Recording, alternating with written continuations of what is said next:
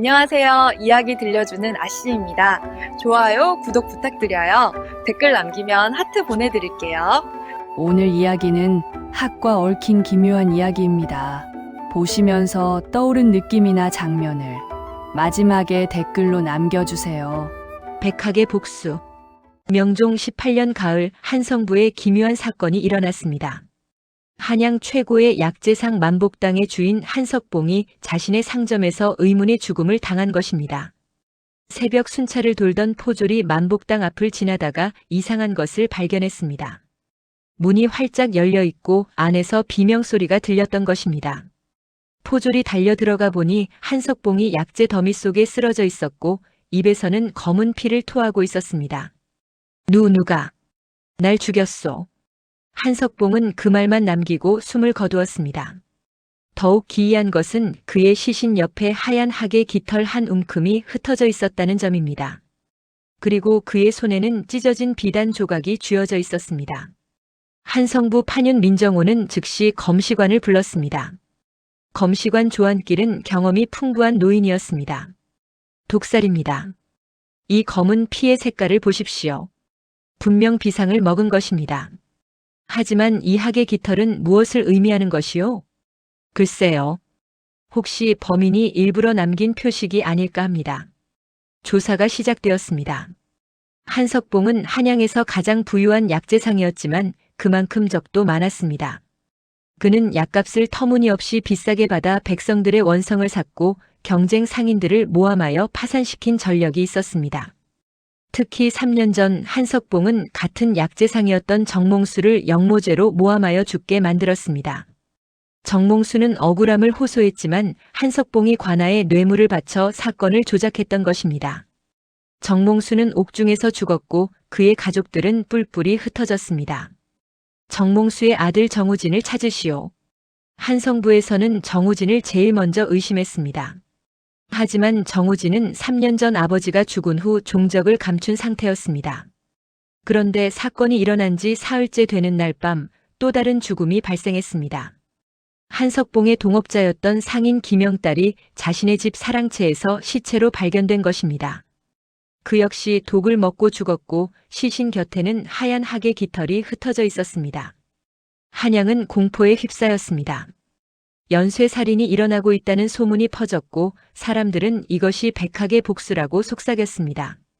왜 백학의 복수라고 불렀을까요? 그것은 3년 전 정몽수가 죽기 전에 한 말 때문이었습니다. 내가 억울하게 죽으면 백학이 되어 돌아와 원수를 갚으리라. 정몽수는 평소 학을 기르며 아꼈고 특히 흰 학 한 마리를 자식처럼 사랑했습니다. 그가 잡혀갈 때 그 학은 슬피 울며 하늘로 날아갔다고 합니다. 민정호 판유는 머리가 복잡해졌습니다. 두 사건 모두 범인의 흔적이 없었습니다. 문은 안쪽에서 잠겨 있었고 창문도 모두 닫혀 있었습니다. 마치 귀신이 저지른 일 같았습니다. 도대체 어떻게 들어가서 독을 먹인 것이요? 바로 그때 의금부에서 젊은 관리 한 명이 파견되어 왔습니다. 이름은 이철원 26살의 청년이었습니다. 그는 명민한 두뇌로 어려운 사건들을 해결한 전력이 있었습니다. 이철원은 현장을 면밀히 조사했습니다. 그는 김영딸의 집 천장을 올려다보다가 이상한 점을 발견했습니다. 이 천장에 구멍이 있어. 구멍이라니요? 저것은 원래부터 있던 환기구입니다. 아니요. 이 구멍은 최근에 넓혀진 것이요. 가장자리를 보시오. 나무 조각이 새로 잘려나간 흔적이 있어. 이철원은 사다리를 가져오게 하여 천장으로 올라갔습니다. 그리고 그곳에서 놀라운 것을 발견했습니다. 가는 대나무 관이 천장 위에 숨겨져 있었고 그 관 안에는 비상가루가 남아 있었습니다. 범인은 이 관을 통해 아래로 독을 불어넣은 것이요. 하지만 어떻게 천장 위까지 올라간 것이요? 이철원은 지붕으로 올라갔습니다. 그리고 기와장 사이에서 작은 발자국을 발견했습니다. 놀랍게도 그것은 사람의 발자국이 아니라 새의 발자국이었습니다. 학의 발자국이었습니다. 이게 무슨... 이철원은 혼란스러웠습니다. 설마 정말로 학이 복수를 하고 있다는 말인가? 그날 밤 이철원은 혼자 김영딸의 집 근처를 감시했습니다. 자정이 넘어갈 무렵 놀라운 광경이 펼쳐졌습니다. 커다란 백학 한 마리가 달빛을 받으며 지붕 위로 내려앉은 것입니다. 그런데 더욱 놀라운 일이 벌어졌습니다. 백학은 잠시 후 빛에 휩싸이더니 사람의 모습으로 변했습니다. 아니, 정확히 말하면 학 등에 사람이 타고 있었던 것입니다. 이철원은 숨을 죽이고 지켜보았습니다. 그 사람은 가벼운 몸놀림으로 지붕을 건너다니며 무언가를 살피고 있었습니다. 달빛에 비친 그의 얼굴을 보는 순간 이철원은 숨이 멎는 듯 했습니다. 그는 바로 정몽수의 아들 정우진이었습니다. 정우진은 다음 목표물의 집을 살피고 있었습니다. 한석봉의 또 다른 공범이었던 약재 도매상 서만길의 집이었습니다. 이철원은 재빨리 달려가 정우진의 앞을 막아섰습니다. 정우진, 내가 범인이었구나. 정우진은 놀라 뒤로 물러섰습니다. 그의 곁에 있던 백학이 날카롭게 울었습니다. 당신은 의금부 관리군요. 어찌 이런 끔찍한 일을 저지른 것이오? 아무리 원수라 해도 살인은 끔찍한 일이라고요? 정우진의 눈에서 눈물이 흘러내렸습니다. 내 아버지는 아무 죄도 없이 누명을 쓰고 죽었소. 한석봉 그 악당이 거짓 증거를 만들고 관아에 뇌물을 바쳐 아버지를 역적으로 몰았소. 우리 가족은 하루아침에 풍비박산이 났고 어머니는 충격으로 돌아가셨으며 여동생은 행방불명되었소. 정우진은 분노와 슬픔으로 몸을 떨었습니다. 나는 복수를 위해 지난 3년을 준비했소. 깊은 산속에 숨어 살며 이백학을 길들였소. 이 학은 아버지께서 기르시던 학의 새끼요. 아버지의 원한을 아는지 이 학은 나를 도와 복수를 하는 것이요.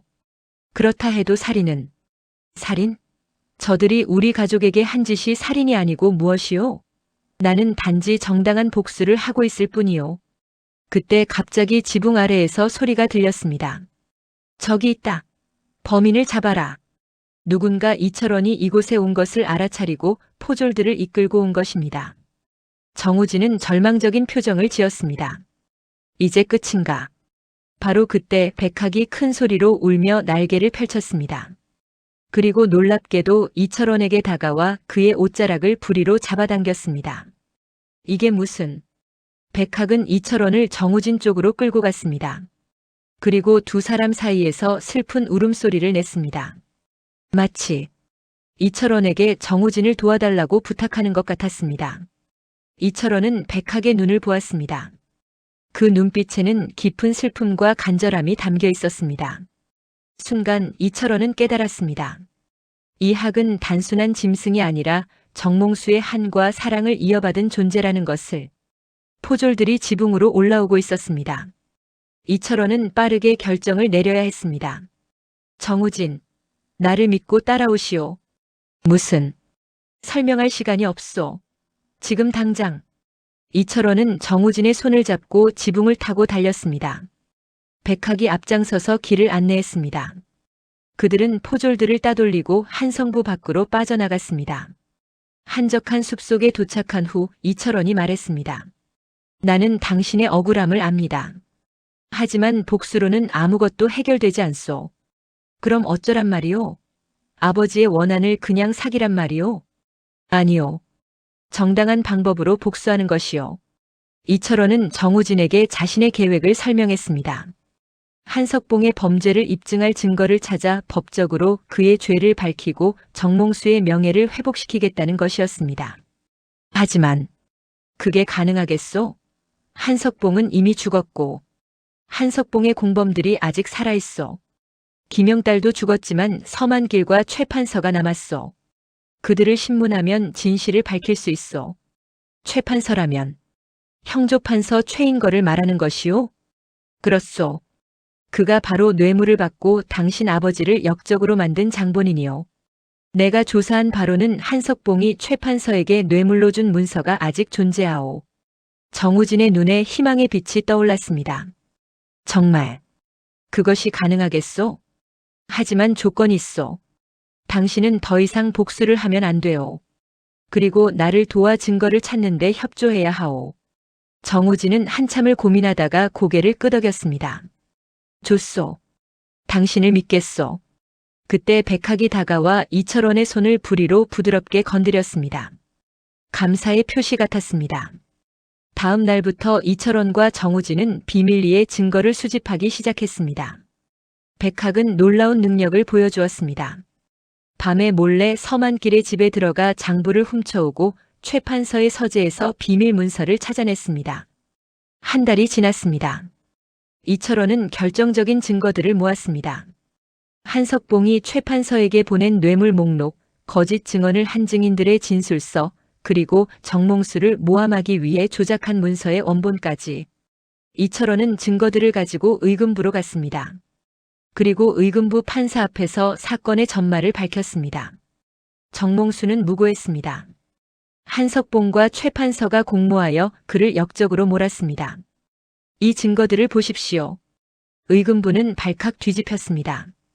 조사가 시작되었고 서만길과 최판서가 체포되었습니다. 고문을 견디지 못한 서만길이 모든 것을 자백했습니다. 한석봉이 정몽수의 약재 사업을 빼앗고 싶어 했습니다. 그래서 우리가 함께 거짓 증거를 만들었습니다. 최판서에게 뇌물을 주고 정몽수를 역적으로 만들었습니다. 진실이 밝혀졌습니다. 정몽수는 무죄였고 그의 명예는 회복되었습니다. 최판서는 파직되고 유배를 갔으며 서만길은 감옥에 갇혔습니다.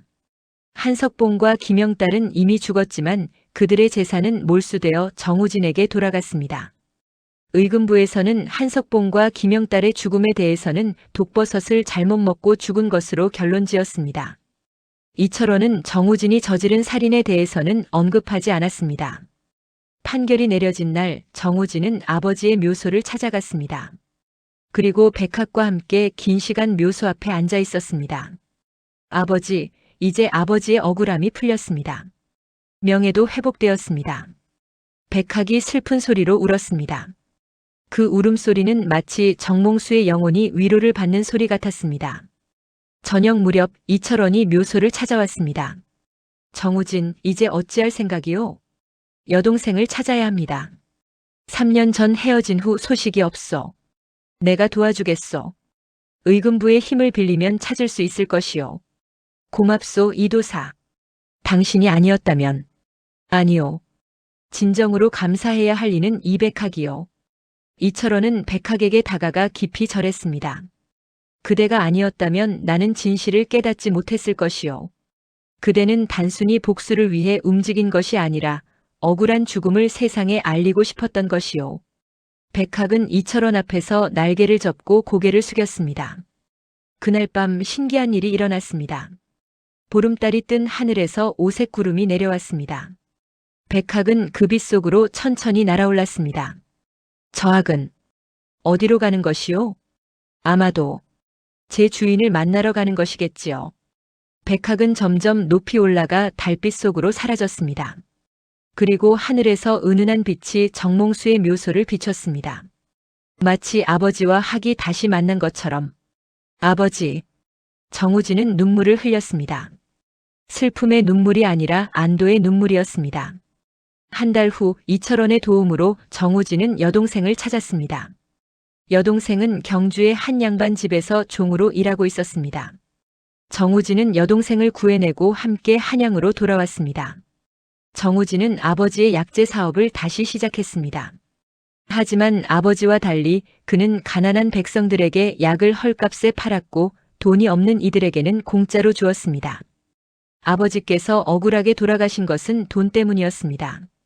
나는 돈보다 사람의 생명이 더 중요하다는 것을 배웠습니다. 정우진의 약방은 백학당이라는 이름으로 불렸고 한양에서 가장 신뢰받는 곳이 되었습니다. 약방 입구에는 백학의 그림이 걸려 있었고 사람들은 그 그림을 보며 정우진의 이야기를 떠올렸습니다. 이철원은 이후에도 정우진과 깊은 우정을 나눴습니다.